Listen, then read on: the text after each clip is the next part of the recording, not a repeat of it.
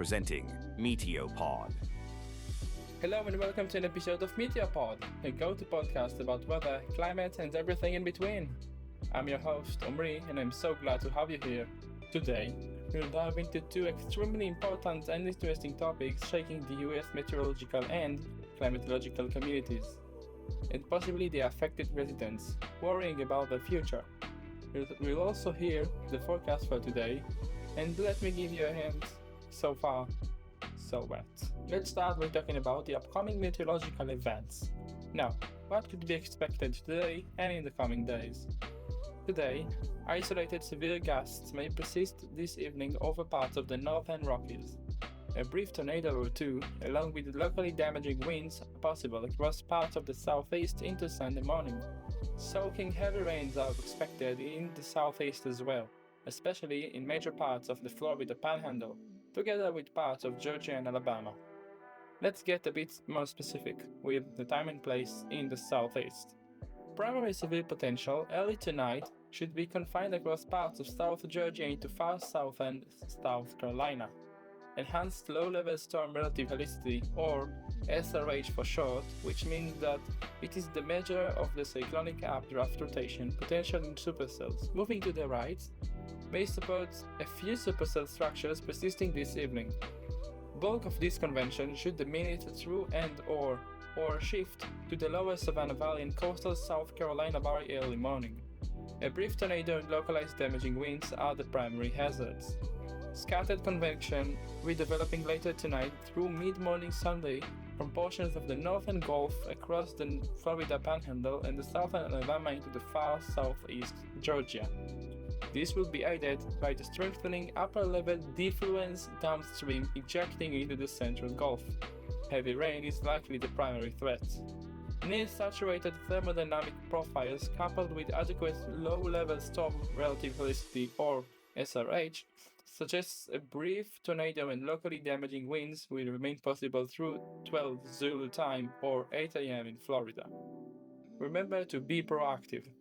Remember to have multiple ways of receiving severe weather warnings and not to rely only on sirens. Internet-based applications, TV warnings, and the weather radio are very important to stay vigilant in the time of a storm, and the earlier the merrier. You gotta follow weather news from trusted sources, such as local meteorologists and the weather stations. And please do not spread misinformation from sources you are unsure of. Stuff like this can only hinder the alerting process and inject fear and anxiety into the already so stressful process. Another word about fake news. Have you heard about the people claiming that weather radars are weather weapons? I don't know what to think about it. Honestly, I am kind of disappointed because weather radars have existed since the late 1970s, early 1980s, and the Nextrad network, which combines a lot of different radar sites all across the United States to make this live moving map we all know and love of severe weather that meteorologists can see as it develops. It is very, very helpful and kind of the backbone of forecasting the weather, especially severe ones. So hearing people spread misinformation about these really vital radar network that government use it to control the weather, to bring bad weather upon the residents that live in this area, it's absolutely ludicrous, and you need to stay away from these posts like fire. That just don't give them the opportunity to grow and expand, because it is hurting the NWS, especially while they are being unstaffed and underfunded, and they don't have the crew to take care of broken equipment, much like a very expensive broken radar that was caused not because natural occurrences, no, because of people coming and just poking holes into the radar and breaking it from their own will. Keep that in mind, because I urge you, stay away from people like these, from the conspiring people that think they know one or do things better than the people who have made their life to save people's life, and that they work 24/7, 365 days a year to keep you safe, and in return, you just spit on their face. Think about it. I have prepared two very interesting, very extensive news headlines for today. Both of them are for the Inside Climate News. The first one is talking about FEMA. The acting head of FEMA ousted as Trump seemingly moves to eliminate the agency. Already significantly understaffed, the Emergency Response Agency has experienced layoffs and funding cuts under Trump, just as an above-average wildfire season approaches. One environmentalist called the prospect terrifying. Just one day after Cameron Hamilton, the acting head of FEMA, testified to Congress that eliminating the agency would not be in the best interest of the American people, he was ousted by the Trump administration.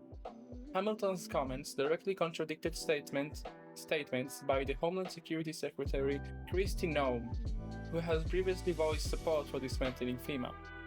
And President Donald Trump himself recently suggested that he might begin the process of either overhauling or entirely eliminating FEMA. This suggestion came during his visit to North Carolina after Hurricane Helene, where he emphasized the need for a fundamental restructuring of the agency. The decision to remove Hamilton raises several questions. The White House has not provided an official statement regarding Hamilton's ousting. However, Tricia McLaughlin, a spokesperson for the Department of Homeland Security, told NBC News that the removal was not a direct response to his congressional testimony. Hamilton was swiftly replaced by David Richardson, who was previously the Assistant Secretary in the Department of Homeland Security's Office for Countering Weapons of Mass Destruction. In his first remarks to FEMA staff, Richardson reportedly told them that he would, quote, run right over everyone resisting changes at the agency, a signal that significant shifts may be coming. But what kind of changes are we talking about? That remains to be seen. Richardson is entering his new role as the agency grapples with severe staffing shortages. According to a 2022 report by the Government Accountability Office, FEMA was already 35% short of its staffing needs. Those shortages, compounded by recent layoffs under the Trump administration, could severely impact the agency's ability to respond effectively to another large-scale disaster, like the recent Los Angeles fires. And let's not forget the broader implications of potentially dismantling FEMA. This is an agency that has been integral in responses to natural disasters, hurricanes, floods, wildfires, events that are becoming more frequent and more severe as climate change accelerates. Critics argue that cutting or eliminating FEMA would leave states and localities to fend for themselves during increasingly catastrophic weather events. Meanwhile, supporters of dismantling FEMA, including Secretary Noem, argue that the agency is bloated and inefficient, claiming that disaster response could be more effectively managed at the state level. But is that really feasible? And what would it mean for disaster-prone regions that rely heavily on federal support to rebuild after devastating storms or wildfires? As the US approaches the peak of wildfire season, the timing of these changes could not be more critical. It's a story we'll continue to follow, especially as more information emerges about Richardson's plans for FEMA and how the agency's restructuring might impact its ability to respond to future climate-driven disasters. Another word or two about this year's wildfire season.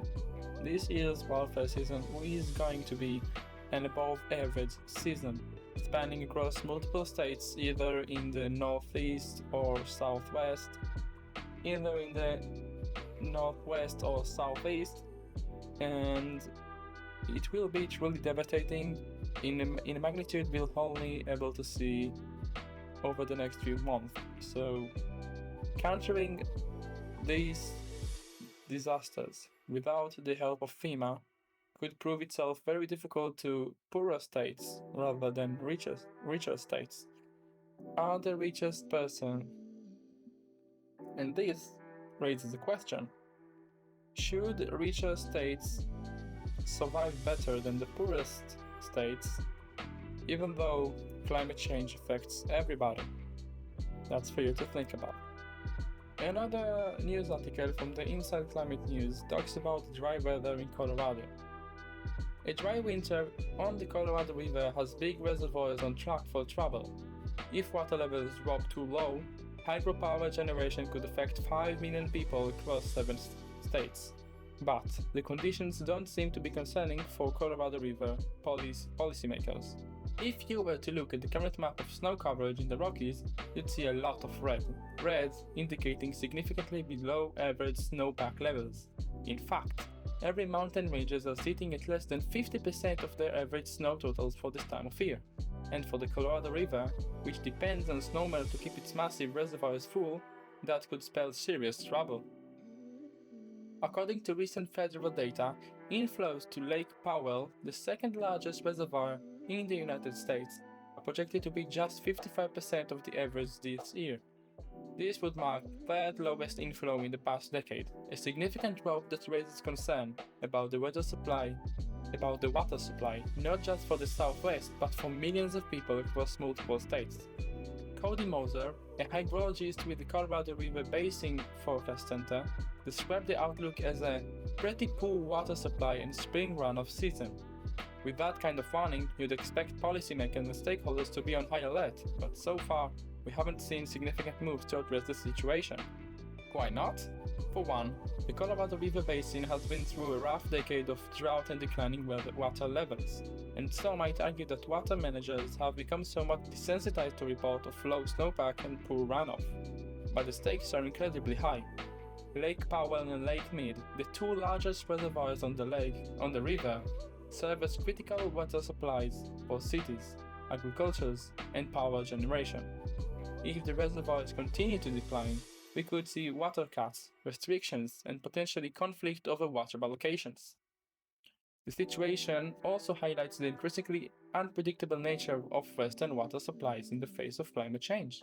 While policymakers may not be sounding the alarm yet, the impact of another dry year could ripple through the Colorado River Basin, affecting everything from drinking water availability to agricultural production and hydroelectric power generation. So, what can we expect as we move deeper into 2025, the hottest year yet? Will the spring runoff provide some relief, or are we looking at yet another year of drought and dwindling reservoirs? This question can only be answered as the spring moves on. Snow is, indeed, predicted and forecasted, in the long run, to be less and less of a catalyst of river precipitation. So as the weather warms up, there will be less snow, and the rivers will be growing emptier and emptier. This is a serious risk and a serious question we gotta solve as early as possible. But under the current administration, it seems like they prefer to hide the facts instead of addressing them. That will be everything for today, folks. Thank you so much for listening. I will upload another episode this Tuesday and this week's Friday as well, in compromise for last Friday, which I couldn't upload due to my upcoming math final exam of this year.